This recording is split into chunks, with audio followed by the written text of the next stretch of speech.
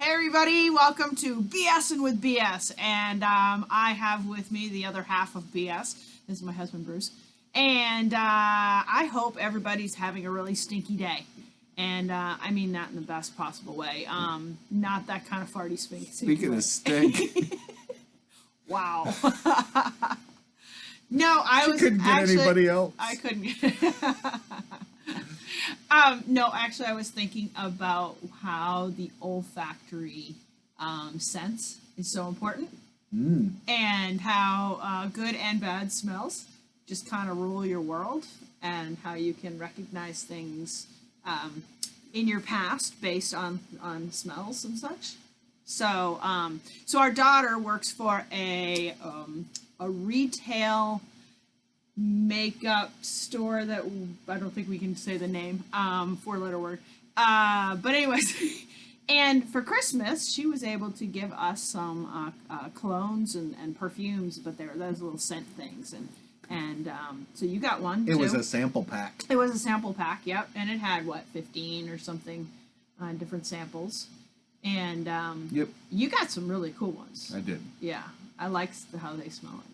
Yep, Yeah, they made it smell really it good. felt like Howard Wolowitz with my little kit. Did you? Yeah. You get your musks versus your perfumes versus your this Yep. and that. Well, yeah, when I was doing mine, I decided to be very organized so I could figure out which ones I liked, so that you could buy them for me later.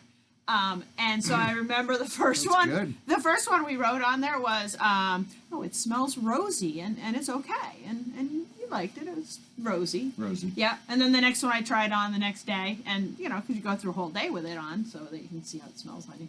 And the next one smelled rosy. Rosie. Okay, that was okay. Then the next one I tried on, totally Pretty different. rosy. It was rosy, yeah.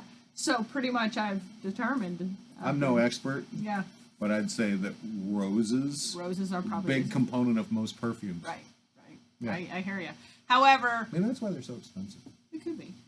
What's your favorite smell though? Like smell in general. Favorite in general smell. Tough one. You know That's mine though. Don't you know mine? Of course not. I would have to say, I'd have to say orange. Orange. I like orange. Orange. There's an orange ginger. Orange is the first thing I It's thought nice. Yeah, orange. of. That is- orange ginger body scrub thing. Oh, That that's stuff was awesome. that stuff is That's awesome. But you know what I really like, and you're gonna go, oh, duh, lilac. Lilac. And I don't think I've found any kind of manufacturer who can replicate that artificially. Than walking through a nice bush in early summer and just go, oh, it's so lilac. Well, you can never Oh, do that. I mean, nothing's as good as the natural product. But they do have like the essential oils and stuff. They do pretty well with like lemongrass and the sandalwood and all those different flavors and stuff. I think they do pretty well with the essential oils. What do we have in our diffuser right now? Lavender. Lavender. Lavender. That's a pretty nice. That's a soothing one. Yeah. But what about a food? Bacon. Gotta be bacon. Does that you got bacon and coffee in the morning, and you know that you've got some good. Coffee's a good one. Yeah. How about wet dog? Since we have a dog running. So this is our dog Bailey. Bailey, come here. Come over here. Bye-bye. And he's been outside playing, and this is Bailey, and he smells definitely like a wet dog, and there's definitely nothing like a wet dog smell, no matter how clean the dog is. And now he's going to No, I was gonna take a nap. Standing up. Then you have, what's the worst smell you've smelled? I got. I would say that it has to be rotten meat Oh yeah, that or rancid. sour milk. That's pretty nasty too. One of those two. Yeah, those are pretty bad. But the sour milk is really not that bad unless you actually accidentally drink it.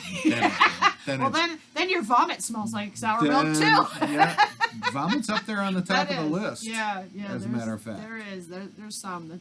There's I'll go with that, like rancid meat or something. That's probably pretty nasty.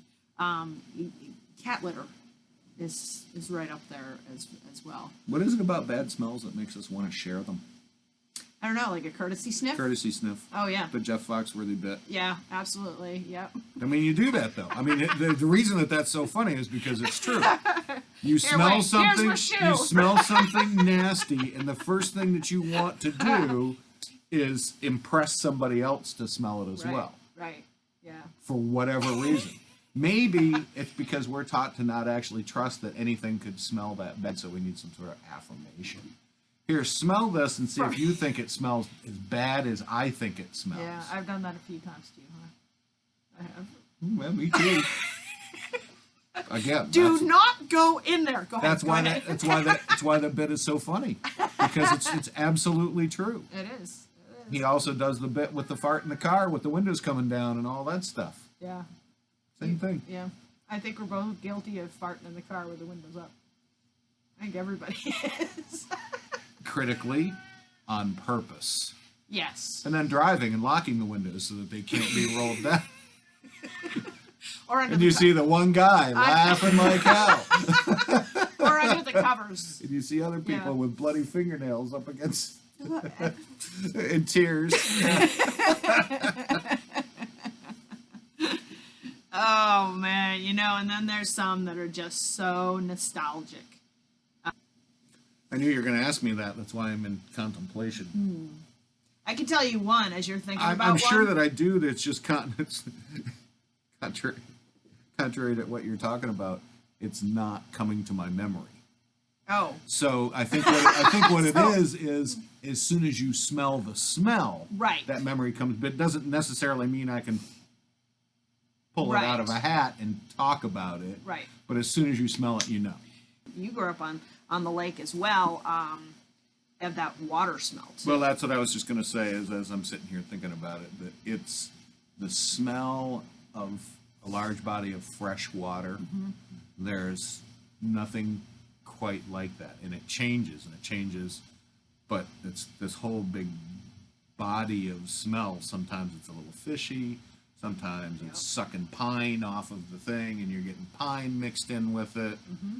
So that is definitely, I don't think it's the most nostalgic smell for me, but it's definitely one of them. Up there. Yeah. Well, because definitely we're also making new memories too with our kids.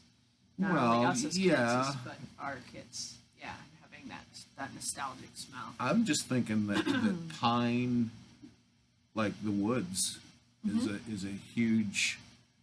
But again, I think it's contextual. You smell the woods all the time where we live, but there's certain times when you're in the woods and you smell them and it reminds you of a camping trip that you took or something like that, because it's that exact same smell that impressed on your memory way back when. Right. So. Yeah, I hear you on that, because there's also walking out right before the first snow, and the air has that. It's gonna snow. Snowing like a sumbitch out there right now, as a matter of fact. I bet it really probably smells pretty damn snowy right now. But you go from the autumn into, almost that crisp air, which I don't even know if it has a smell. I think it might just be the temperature that kind of indicates what's going on. But then autumn? That's autumn. Leaves. That means it's decaying. Leaves letting go of their chlorophyll. Yeah, so I didn't realize it really, I guess it would have to. But it's more that snow's coming. Yep, smells like winter. And you feel like a little superhero because you're like, oh, I can smell snow in the air. Or even before you can smell a rain coming. And isn't that a kind of an interesting, to smell the atmosphere?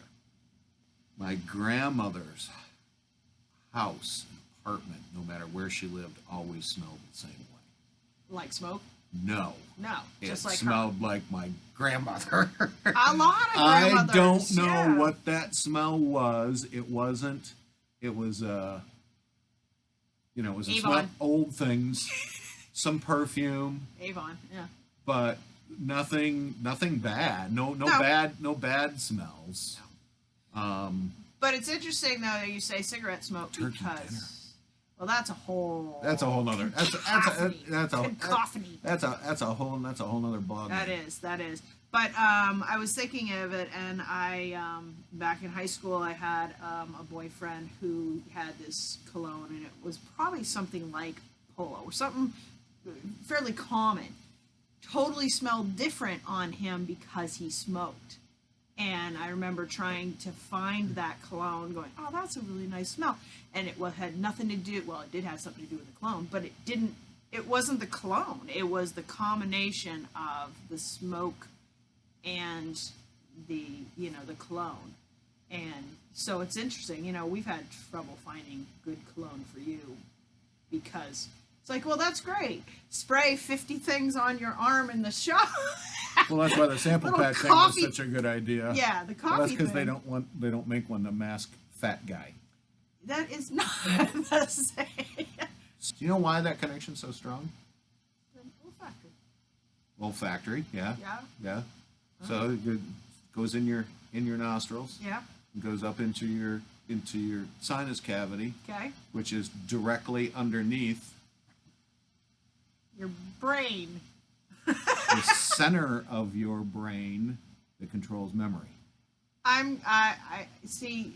I'd like to call bullshit on at least one thing. You call whatever you want, but I am absolutely 100% correct about this. I have been trained. So they call it the amphibian brain. So it's the limbic system. So yep. Right underneath in the layers of your brain, right underneath the part that controls smell is the part that controls memory.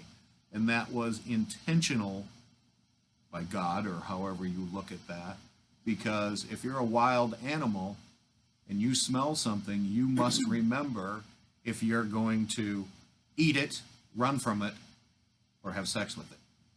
Those are the three things that you have to be able to remember.